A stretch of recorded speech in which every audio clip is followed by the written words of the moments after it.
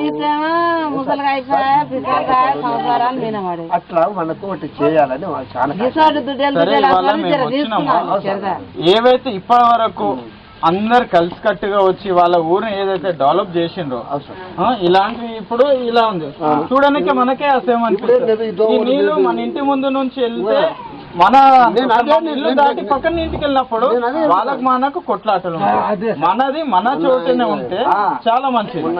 కాబట్టి ఇలాంటివన్నీ మనం చేసాం. ఒక ఫిలిం మేము తెచ్చినాము, చూపిస్తాము, మీరందరు రండి. దాన్ని బట్టి ఏంటంటే ఒకసారి ఆ ఫిలిం చూసినాక మీ అవగాహన ఎలా ఉంది దాన్ని బట్టి మనం ముందు అడిగేస్తాం. లేదు సార్, ప్రతి ఒక్క గింత లంబడతా అంటున్నదంటే శిశిరోళ్ళు వాళ్ళకు మోరీలు వాళ్ళకి అన్నీ ఉన్నాయి కదా. మరి ఈ ఊరు ఎన్ని ఏళ్ళు అవుతుంది గ్రామ పంచాయతీ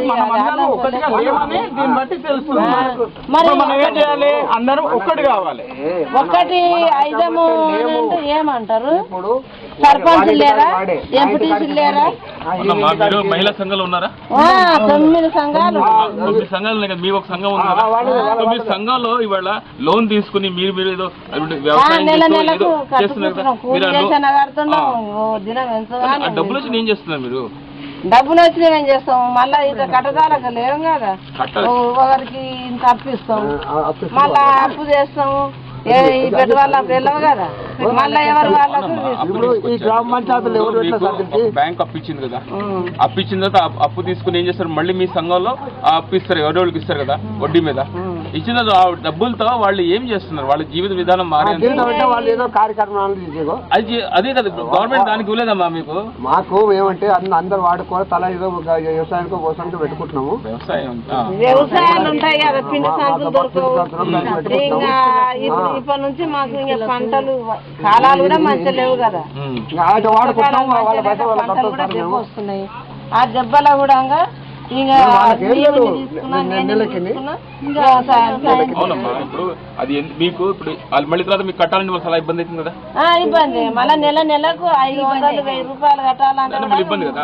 కానీ గవర్నమెంట్ మీకు ఎందుకు ఇచ్చింది? అది అక్కడ ఇక్కడ ఖర్చు పెట్టేందుకు కాదు. దాంతో చిన్న చిన్న కుటీర ఇప్పుడు అగరబత్తి తయారు చేసుకుంటాం.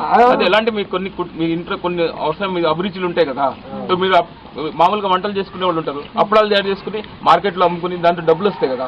దాని మీద మీరు 2 రూపాయలు ఖర్చు పెడితే 3 రూపాయలు వచ్చింది అనుకోండి, రూపాయి మీకు మిగులుతుంది కదా.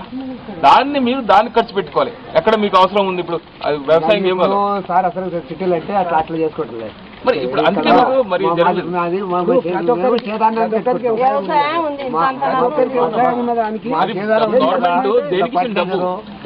వ్యవసాయానికి వేరే రకం ఉంది, దానికి డబ్బులు వచ్చే వ్యవసాయం వేరే రకంగా ఉంది. మేమేం చేస్తున్నామంటే వాళ్ళ ఎట్లయితే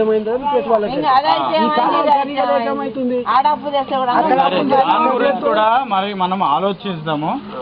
మరి ఒకటి మనకు కావాల్సింది ఏ పని చేయాలని ఒకరితో కాదు, కలిసికట్టుగా అందరు వచ్చి ఇది నా పని అనుకొని ముందుకు వస్తేనే ఏదైనా అవుతుంది. ఇది నా పని కాదు అనుకుంటే ఏ పని కాదు. కాబట్టి అందరూ ఒక్కటిగా ఉండి ఇది నా పని, ఇంటి ముందు ఇంత చెత్త పడ్డా కానీ అది నా పని కాదు వాళ్ళ ఇల్లు అన్నట్టు కాకుండా మన ఊర్లో ఇలాంటి కష్టం అనేది ఉండొద్దు, అనేది ఏది ఉండొద్దు. ఎవరన్నా వేస్తే కూడా వాళ్ళకి చెప్పాలి ఇది పద్ధతి కాదు. మన ఊరిని మనము పైకి తేవాలంటే ఇలా చేస్తారు. ఇంత కవర్ ఉండని, ఏది ఉండని, కూరగాయలు ఉండని, ఇంత తొడిమే ఉండని, ఇల్లు పుల్లు ఉండని, ఓ బాకెట్ పెట్టుకొని కొండ పోయి చెత్త